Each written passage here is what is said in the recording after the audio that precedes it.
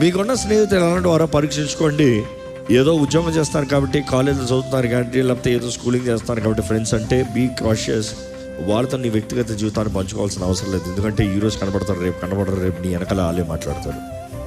ఎందుకంటే always information is power. నీ గురించిన వార్త ఇతరులకు అందిస్తామో, నీ పైన లేకపోతే నీ గురించి అధికారము వారికి అనుగ్రహిస్తామో, నీ పైన అనవసరంగా ఎవరికి అధికారం అవ్వద్దు. నీ గుట్టు తెలియాల్సింది దేవునికి మాత్రమే, నీ స్థితి ఎరగాల్సింది దేవునికి మాత్రమే. దేవుడి దగ్గర చెప్పుకో, బాగు చేస్తాడు. మనుషుల దగ్గర చెప్పొద్దు, ఏమి చేయలేదు.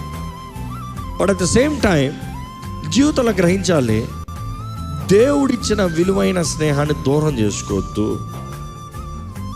నీ తండ్రి స్నేహితుడిని నువ్వు పోగొట్టుకోవద్దు. ఎందుకంటే నీ తండ్రి స్నేహితుడు నీ కుటుంబంలో ఏదో మేలు చేశాడేమో అని నిజమైన నీ స్నేహితుడిని తృణీకరించుకోవద్దు. నిజమైన స్నేహితుడు గాయపరుస్తాడు అన్నప్పుడు నిన్ను నాశనం చేస్తాం కాదు, కానీ నిన్ను బాగు చేస్తానికి.